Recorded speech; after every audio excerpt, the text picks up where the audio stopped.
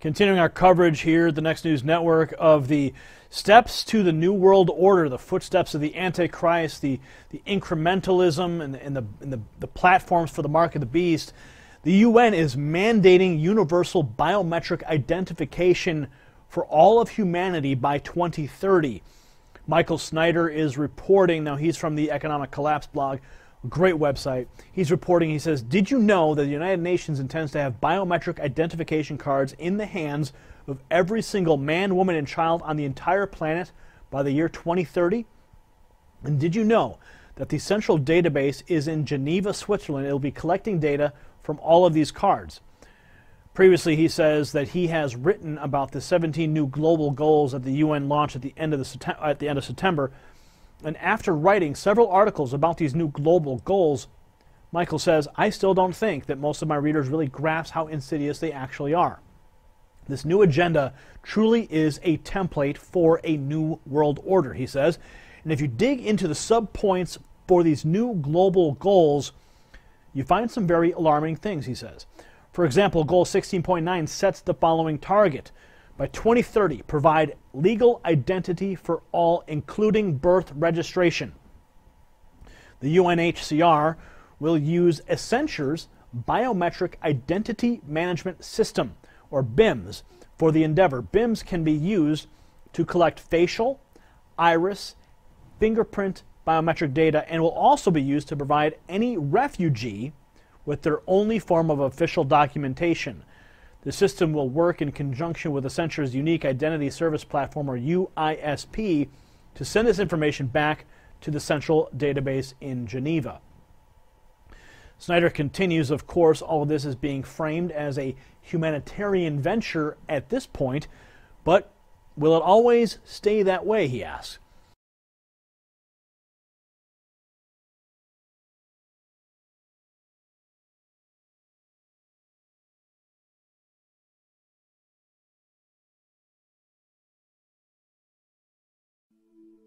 To think something so small can connect you to everything that matters. When your life and all you love are on the line. HealthLink is always with you when every second counts in the emergency room,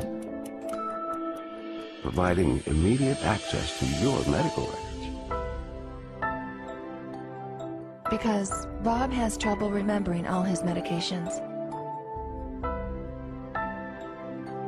Because I'm in love with my kids' kids. Because my car lost control while driving.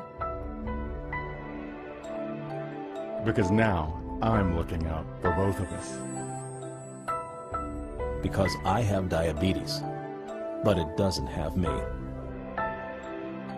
Because I spend my life in the ER trying to save yours. Attention, cet homme est porteur d'une puce électronique. Implantée dans le bras, elle lui permet d'avoir accès au carré VIP. Comme un produit de supermarché, les clients sont barcodés et la puce contient leur crédit consommation. Ainsi, dans cette boîte de Barcelone, il y a ceux un peu vieux jeux qui dansent encore avec un porte-monnaie et ceux qui n'en ont plus besoin. Légalisée depuis un an, cette greffe est même proposée à l'intérieur de la boîte contre 125 €. L'opération ne dure qu'une vingtaine de minutes. D'abord une petite anesthésie locale, ensuite la puce est greffée sous la peau et reliée à un compte personnel, un peu comme un compte bancaire. Je ne sais pas pourquoi j'ai voulu faire ça. En fait, c'est peut-être parce que tout le monde l'a, et puis c'est pour savoir comment c'est juste pour ça. Cette puce qui vient des États-Unis a obtenu un droit de commercialisation à condition de ne pas détenir d'informations médicales. Facile à implanter, n'importe qui peut donc s'improviser infirmière de boîte de nuit.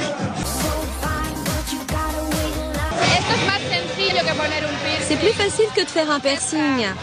Et ceux qui font ça n'ont pas spécialement d'autorisation. Et de toute façon, je me sens capable de réagir en cas de problème.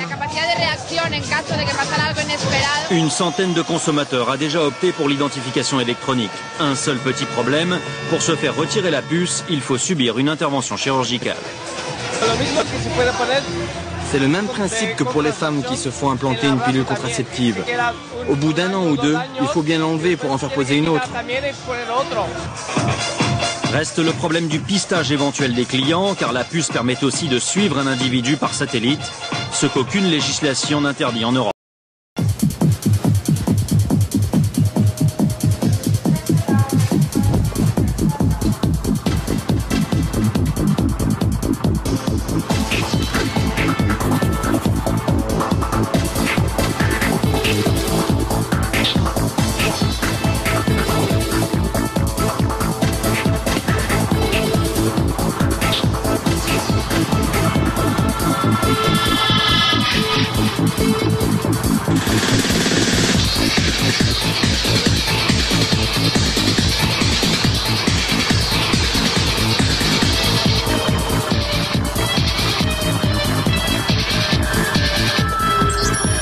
Excuse me, sir.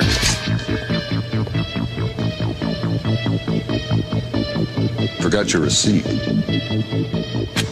Checkout lines. Who needs them? Have a nice day.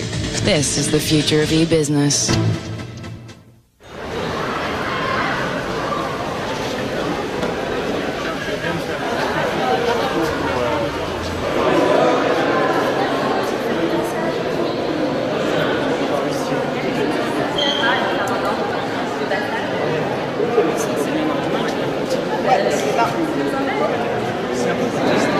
Alors Lucien Cerise, bonsoir. Bonsoir. Donc on est ici à une soirée Implant Party. Donc est-ce que vous pouvez nous expliquer quel est le thème de la soirée? Alors il va y avoir une conférence, si j'ai bien compris, et qui sera suivie par une séance d'implantation, enfin de puçage en fait, de puçage du bétail. Donc en fait le but c'est de faciliter le puçage de la population, c'est-à-dire là en l'occurrence c'est de la technologie NFC, c'est-à-dire Near Field Communication, c'est-à-dire que c'est comme par exemple les passes Navigo. Ça va bientôt commencer.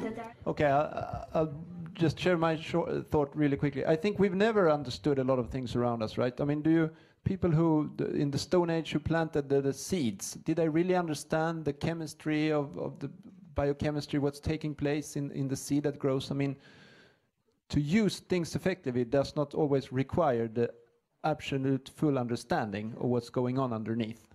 I mean, we're used to dealing with things on much higher levels. So I think it's a little bit too much to ask for this full understanding of technology. Here we go.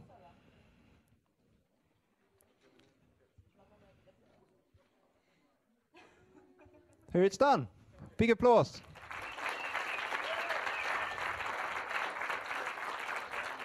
And as we like to say in these contexts, I mean, congratulations to being upgraded. Pour l'instant, les gens le mettent surtout là parce que c'est vrai que c'est assez pratique pour pouvoir badger. Par exemple, si tu peux cloner ton badge de café, par exemple, de machine à café, pardon, c'est plutôt cool. Après, on pourrait le poser là, par exemple, ou ce genre de choses. Ouais. J'ai tendance à déconseiller là parce que, comme je disais à la première tout à l'heure, si il y a une scanner et que tu fais ça sur une table, tu as un risque potentiel de briser la capsule en verre. Ouais. Alors Guillaume, pourquoi tu fais ça? En fait, c'est un peu par curiosité. Je suis assez impressionné par tous les débats qu'il y a en ce moment sur l'homme augmenté, l'homme upgradé, avec effectivement peut-être des craintes. Chaque fois qu'il y a une nouveauté, il y a des craintes, mais en même temps un champ des possibles assez fort. Donc honnêtement, je ne sais pas trop ce qu'on va en faire, mais on va le faire et on va voir ce à quoi ça peut servir. En tout cas, les personnes ont l'air très compétentes et puis le débat avant est intéressant. C'était très intéressant. Tu penses que la prochaine étape, ce serait de devenir cyborg? Ouais, alors, en fait, je me posais souvent cette question et on m'a dit qu'à partir du moment où on est vacciné, c'est-à-dire qu'on a un corps étranger dans le corps, on est déjà un cyborg. Donc je suis déjà un cyborg. No way! I refuse to let Raven be the craziest on Crazy Day. Come on, Robin, have to up your game. En fait, avec la puce, tu vas pouvoir un minimum la contrôler, mais c'est surtout la puce qui va donner des ordres. Enfin, pas forcément donner des ordres, mais en tout cas t'aider à communiquer mieux avec différents devices, comme on disait, que ce soit un téléphone portable, que ce soit une porte.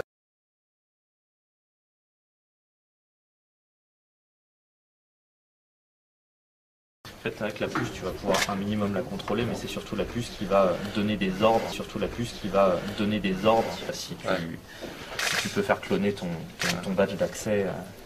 Il y a un truc, par exemple, moi je suis vachement tête en l'air, je perds tout le temps mes clés, mes badges et tout.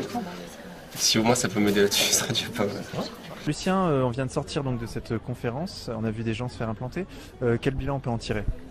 Le plan marketing est bien rodé, hein, puisque en réalité c'était une soirée de Google.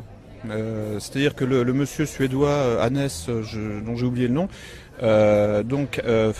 appartient à la Singularity University, qui est en fait une sorte de think tank dirigé par Ray Kurzweil, qui est l'un des papes du transhumanisme et qui est aussi maintenant un des principaux actionnaires, si je me souviens bien, de Google. Tout simplement. Et donc en fait, on voit donc un conglomérat donc Google, transhumanisme donc avec des ramifications vers le puçage du bétail humain, dont on a vu en fait une soirée promotionnelle ce soir. Est-ce que tu peux nous dire exactement quel est l'intérêt pour Google de vouloir pucer comme ça les êtres humains? C'est ce qu'on appelle le data mining, c'est-à-dire en fait l'accumulation d'informations sur la population, ce qui permet effectivement ensuite de mettre en place une dictature cybernétique complète, puisque on pourra tracer les êtres. Alors aujourd'hui, les applications, ce sont par exemple le pass Navigo pour la RATP à Paris, des passes pour des bâtiments sécurisés, mais aussi des certificats d'authenticité. Disons, un des scénarios, c'est deux villes, deux capitales, deux États. Mais en fait, l'autre situation idéale, c'est une ville qui soit en quelque sorte la capitale planétaire d'un univers. On peut imaginer un gouvernement mondial à Jérusalem, puisque c'est là où serait le point de rencontre de tout le monde. Qui sont insérés dans des produits de luxe, ou alors des étiquettes intelligentes utilisées pour la traçabilité des stocks dans les produits de grande consommation dans les supermarchés. Ce sont, si j'ose dire, des applications encore assez simples, assez bienveillantes. Qu'est-ce qu'on peut imaginer comme application dans le futur? Vous avez à juste titre employé le mot traçabilité. C'est évident que l'essentiel des utilisations de cette technologie, au départ, porte sur la traçabilité. Tout ce que vous avez décrit, c'est la traçabilité, soit des objets, soit des personnes. Donc, tout ce qui va être de plus en plus nécessaire à suivre à distance, savoir ce qu'il devient, permettre de connaître l'évolution des produits, les localiser, optimiser les stocks, de façon à ce qu'on ait des stocks minimaux, faire en sorte qu'on sache en permanence où se trouvent ces objets, permettre d'intégrer des processus de production, permettre... Oui, on parle d'un enjeu économique majeur dans la traçabilité des réductions des coûts sont considérables. En termes de sécurité sanitaire, de pouvoir tracer l'origine des produits agricoles depuis leur conception jusqu'à leur consommation. Tout ça donne une traçabilité sur les objets absolument gigantesque, encore à venir. Sur les personnes aussi, on peut imaginer une traçabilité encore plus grande. Parce que sur les objets, on connaît, mais sur les organismes vivants, que ce soit les animaux ou les êtres humains, qui pourront avoir une puce électronique implantée dans le corps. Mais avant de parler de l'implantation des organismes vivants, il faut regarder tout ce qui va se passer aussi sur les moyens de paiement et sur la surveillance même dans la vie quotidienne de nos enfants ou de nos petits-enfants.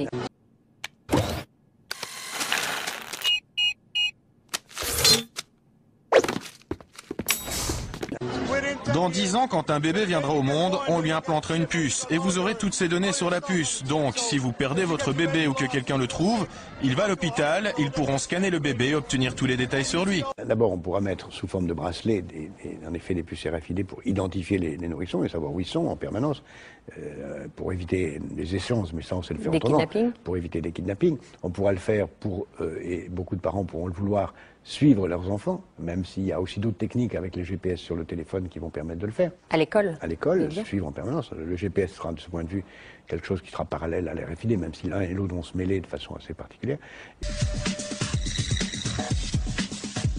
Les créateurs de cette puce minuscule à implanter dans l'être humain ont ici pignon sur rue en Floride. Ils ont accepté de nous rencontrer. La société Verichip. Dès l'entrée dans le bâtiment, notre attention est attirée par le logo de la compagnie, un cercle fendu d'une puce électronique qui ressemble à un œil braqué dans notre direction.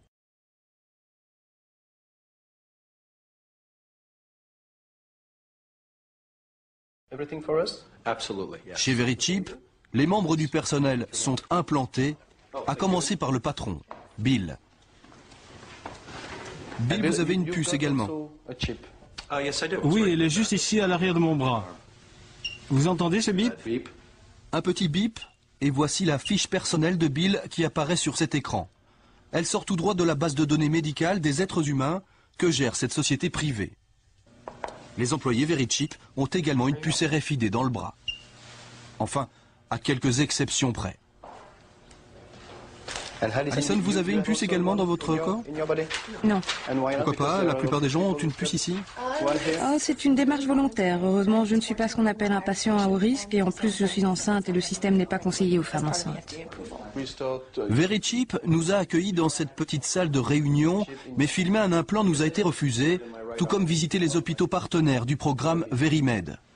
Pour seules images, cette poignée de puces désactivée et des réponses prudentes à nos questions, notamment sur le prix d'une petite puce telle que celle-là, on la sait peu onéreuse aux alentours d'1 €, mais Verichip ne semble pas vraiment bon marché.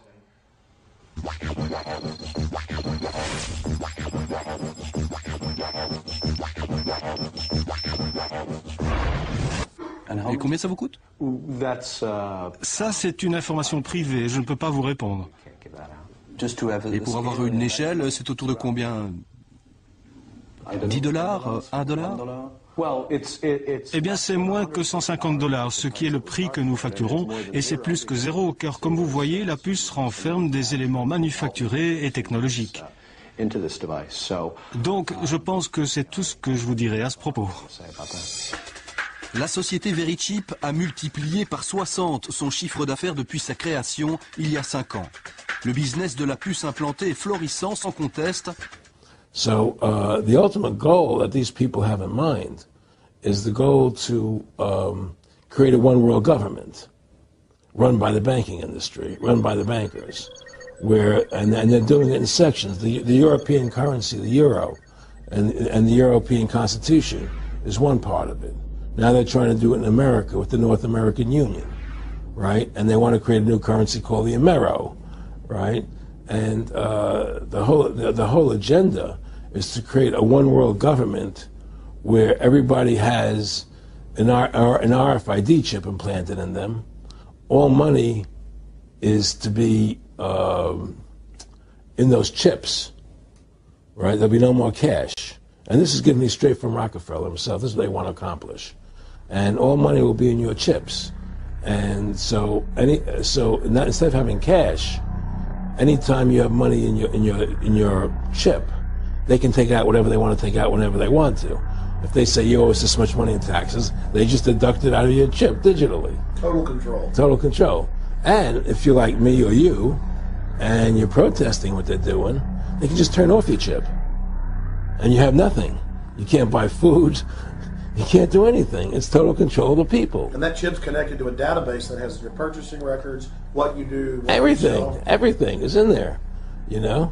And so they want a one-world government controlled by them, everybody being chipped, all your money in those chips, and they control the chips, and they control people. And you become a slave. You become a serf to these people.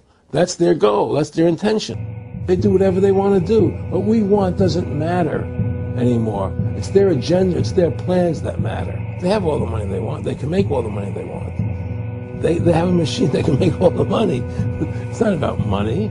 It's about control. It's about their vision of how they want to see the world. You hear George Bush saying democracy means freedom.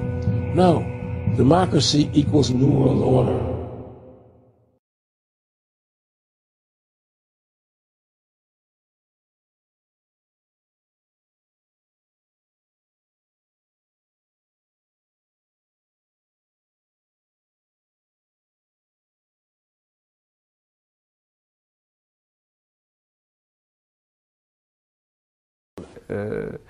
Si l'on croit, comme c'est mon cas, dans la République, à un moment, il faut passer par la franc-maçonnerie. Comment fonctionne cette secte?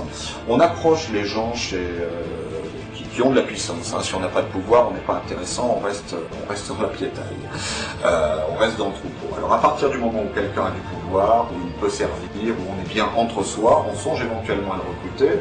Du moment qu'on a décelé chez lui, bien entendu, la corruption morale qui fait de lui un membre propice. On ne peut surtout pas recruter quelqu'un qui pourrait faire éclater le groupe ou qui pourrait dénoncer ce à quoi il a assisté.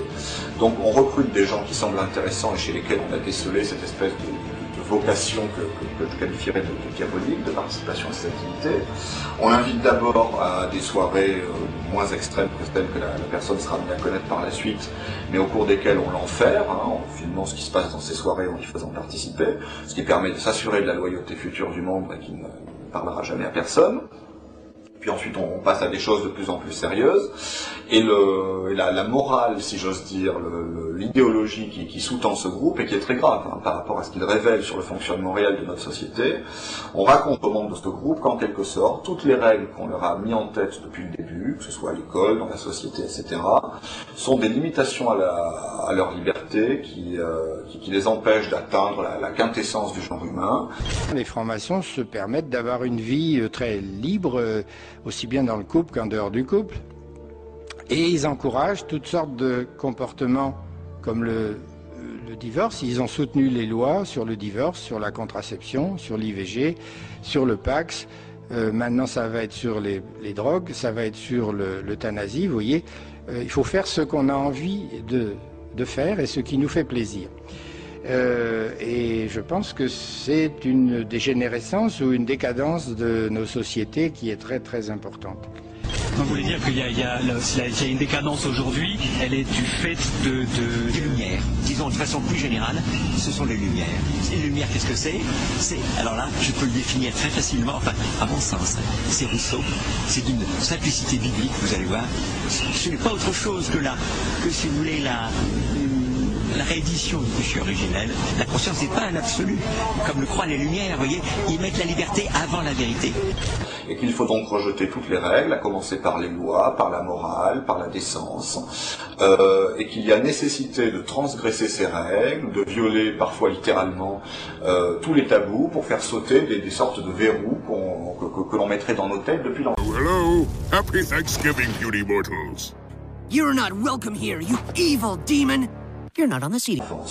Quand on voit qu'actuellement il y a une recrudescence incroyable de la violence sexuelle, que ce soit sur les enfants ou sur les femmes, quand on voit cette violence sexuelle, alors que depuis 30 ans, on nous donne de la liberté sexuelle. Et donc c'est ainsi que l'on commence par le viol, la torture, et pour en arriver au meurtre. Donc voilà des gens qui en effet après sont complètement débridés, imbus de leur pouvoir, et qui sont amenés, en s'encourageant les uns les autres, à aller toujours plus loin dans l'horreur. Les autels de ces temples sont consacrés au culte de la liberté, de la fraternité et de l'égalité. Il n'y a pas d'égalité même entre maçons, puisque celui qui est au 33e grade, il sait beaucoup plus de choses que celui qui est compagnon ou qui est apprenti. Et on ne lui donnera pas cette connaissance s'il ne franchit pas les étapes initiatiques et s'il ne montre pas patte blanche. Le franc-maçon ne considère pas qu'il est égal à un profane qui, lui, n'est jamais rentré dans une loge. Donc pas d'égalité, en fait, dans la réalité. Idem pour la fraternité. La fraternité joue bien entre francs-maçons, ils cèdent. D'ailleurs, un des principes secondaires, c'est la solidarité. Mais bon, les œuvres caritatives des francs-maçons sont très réduites et elles se limitent à des œuvres internes, c'est-à-dire, par exemple, des œuvres pour les veuves de francs-maçons ou pour les orphelins de francs-maçons. Mais à l'extérieur, il n'y a pas grand-chose. Il y a quelques œuvres en Afrique, mais en général, c'est pour aider des loges maçonniques en Afrique et malheureusement, il y en a beaucoup aussi. Voilà 3 mots que je voudrais que vous connaissiez. Liberté, fraternité, égalité. Ce sont les thèmes, les mots-clés de la franc-maçonnerie internationale. Ce sont par ces mots qu'eut lieu le rassemblement de la Révolution française. Donc il y a plein d'affaires ces derniers temps, et il y en a de plus en plus, il y en aura toujours plus, je crois, malheureusement, qui ont permis au grand public d'avoir quelques lumières, quelques fugitives lumières sur ce qui se passait vraiment. Je pense à toutes ces disparitions de gens, à toutes ces disparitions d'enfants. Je pense au suicide fort opportun du gendarme Jean-Bert, de 2 balles différentes. Il faut vraiment se haïr pour se suicider de 2 balles différentes, à la veille où sa quête allait pourtant connaître un aboutissement, puisqu'il devait aller voir le procureur pour lui raconter ce qu'il avait découvert sur les disparus de Lyon. Je pense en Belgique à l'affaire Dutroux, dans laquelle il y avait des collaborations, des implications qui remontaient jusqu'au plus haut niveau de l'État. Je pense à un plus petit niveau au muselage d'une association anti-pédophile par le juge d'instruction que notre père nous a fiché aux fesses et qui était un ami à lui. Il y a plein d'autres affaires. Bon, par exemple, figurez-vous qu'il y a un policier français qui est à l'heure actuelle en fuite sur le territoire britannique avec son arme de service, ce qu'on n'a pas manqué de souligner, parce qu'il semble qu'il a découvert des choses que l'on souhaite cacher à propos de la disparition de la petite Estelle Mouzin. Alors bien entendu, on a essayé de faire passer ce bonhomme pour fou, et il a préféré s'enfuir en Angleterre parce qu'il avait peur, à mon avis à juste titre, qu'on l'assassine. Et d'ailleurs, dans son enquête, il s'est heurté à des documents classés secret défense. Alors j'aimerais bien savoir en quoi la disparition d'une petite fille intéresse la défense nationale. Alors comme j'ai mauvais esprit, je me dis qu'on classe des documents secret défense simplement pour ne pas qu'on découvre la vérité. La vérité étant, vous savez, j'ai très mauvais esprit, que cette petite a été la proie d'un de ces groupes. Donc voilà, c'est le réseau, bien entendu qu'entre magistrats et entre policiers, même si tous les magistrats, même si tous les policiers n'appartiennent pas à ce groupe, il suffit qu'il y en ait quelques-uns qui soient bien placés, bien entendu, pour dévier une enquête, et toujours nettoyer les preuves, et s'assurer que l'on ne remonte jamais jusqu'aux loups qui nous gouvernent. Nous sommes des moutons gouvernés par un troupeau de loups. Est-ce qu'il vous a parlé de sacrifices humains ou de rituels sataniques ou d'autres choses? Il nous a parlé effectivement de rites et comme je vous le disais, de cette philosophie qui n'est pas sans rappeler certains rituels. Est-ce qu'il vous a dit qu'il avait assisté à des sacrifices humains? Notre père était un membre de ce groupe et avait assisté effectivement à ce genre de choses. C'est la raison pour laquelle il était à ce point-là terrifié et qu'il se sentait menacé dans sa vie. Parce qu'il savait beaucoup trop de choses sur beaucoup trop de gens qui participaient à ce genre de soirée et qu'il avait notamment de nombreux éléments à ce sujet-là. Er sagte, ich habe es satt, zu Papa gehen zu müssen. Ich will nicht mehr zu ihm. Er ist böse. Als ich von Robert das Wort böse hörte, dachte ich erst, sein Vater behandle ihn schlecht. Was ganz schlimm und nicht mehr zu ihm. Er ist böse. Als ich von Robert das Wort böse hörte, dachte ich erst, sein Vater behandle ihn schlecht. Was ganz schlimm und unglaublich an der Geschichte ist, er erzählte auch von Abenden, an denen sich Erwachsene trafen, die sich verkleiden. Mit Mänteln und mit Masken. Und was mich an seinen Worten besonders schockierte, der Kleine sagte, Papa hat sich verkleidet, aber ich habe sofort seine Stimme erkannt.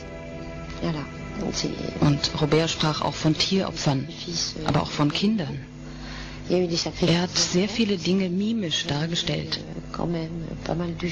Er hat gesagt, es wurden Kinder geopfert? Er hat nicht die Worte Kinder geopfert benutzt. Er sagte, sie haben ihr Blut tropfen lassen und sie beerdigt. Albert Pike est un grand pontife de la franc-maçonnerie universelle du 33e degré. C'est le grand prêtre de l'Église satanique qui déclarera le 14 juillet 1889 ce que nous devons dire à la foule. Il ne dit pas cela aux francs-maçons du 10e, 20e, 29e degré. Il faut commencer au 31e degré. Voici ce qu'il leur dit. Ce que nous devons dire à la foule, c'est que nous adorons un Dieu, mais que le Dieu que nous adorons est sans superstition. À vous, grands inspecteurs et généraux souverains, nous disons ceci pour que vous puissiez le répéter aux frères du 32, 31 et 30e degré. La religion maçonnique devrait être pour nous tous initiés de haut degré, maintenus dans la pureté de la doctrine luciférienne. Si Lucifer n'était pas Dieu, disent-ils, qu'est-ce que Adonai, c'est-à-dire Jésus, le Dieu des chrétiens, pourquoi le Dieu des chrétiens, dit-il, le calomnierait? C'est-à-dire... Nous avons... A goblin's tail. And 3 candy corn. 2 candy corn. Who summons my might on this All Hallows Night? Oh, great Halloween spirit. I totally need a solid. Nous avons, au Grand Orient de France, et en général dans la franc-maçonnerie, le sentiment que nous avons une dette sociale dans la mesure où nous disposons d'un savoir, qui est un savoir acquis dans nos loges, et donc d'un pouvoir. Parce qu'on en revient finalement à votre conclusion. La conclusion, c'est celle du pouvoir. Et nous avons un certain pouvoir, et que nous avons aussi le sentiment qu'il est moral de le dire à un moment. Il est moral de l'exercer. Et nous reconnaissons les hommes qui s'engagent en voulant réhabiliter aussi le politique. Voilà un certain nombre d'éléments qui font que ce débat aura été enrichissant pour nous. Alors, nous ne vous avions pas donné toutes les clés, évidemment. Nous voulions vous voir, vous savez, dans une formule simple, c'est au pied du mur qu'on voit le maçon. Merci à vous. Mais si l'on croit, comme c'est mon cas, dans la République, à un moment, il faut passer par la franc-maçonnerie. Et donc, nous aurons avec le président Barroso à construire une feuille de route pour le mois de décembre pour voir comment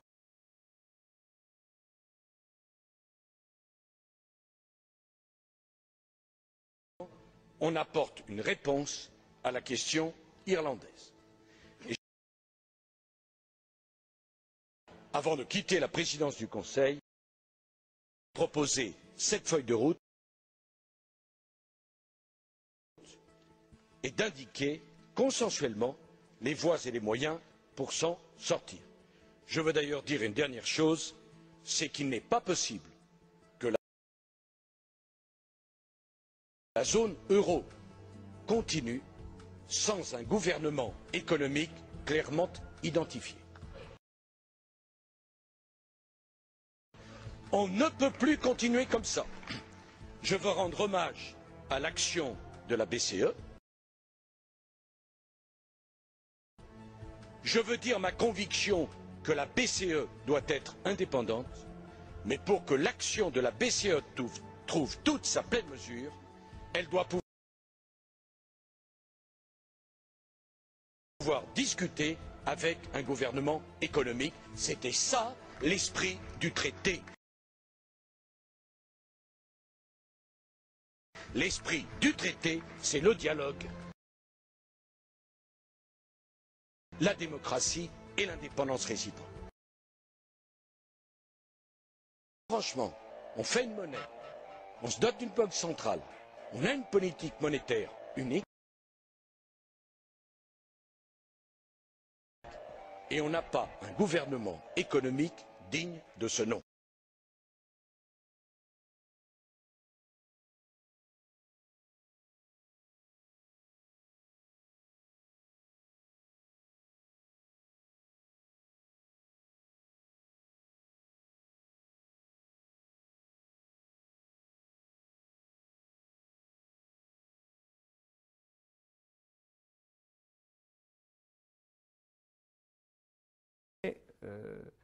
Si l'on croit, comme c'est mon cas, dans la République, à un moment, il faut passer par la franc-maçonnerie.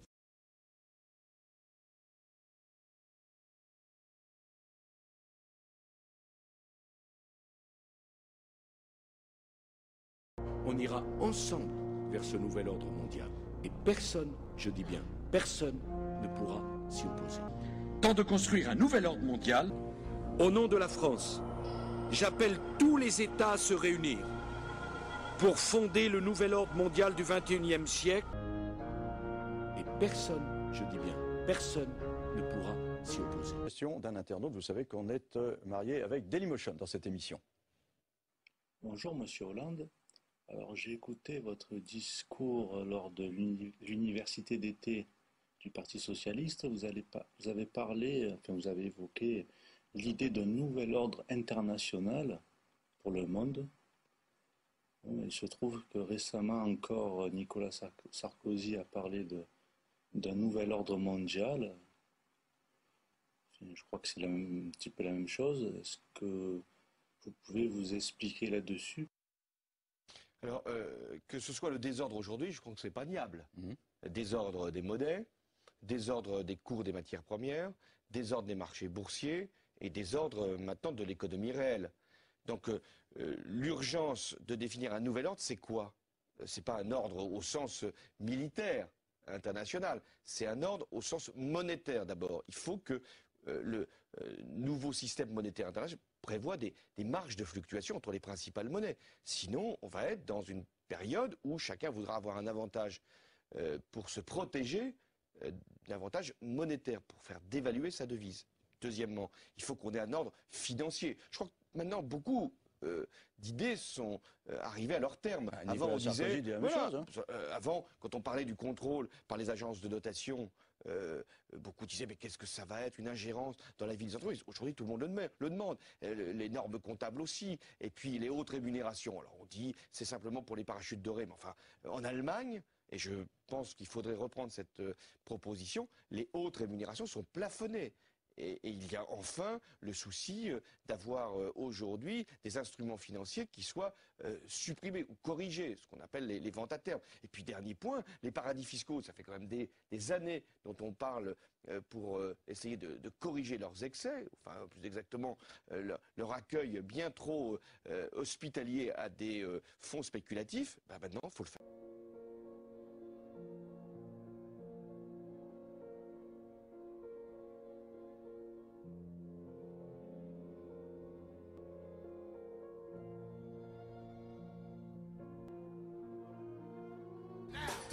Once they took their last breath, I'm the soul collector, baby, of death. They're all mine, yeah. Last breath, I'm the soul collector, baby, of death. So come on, woo!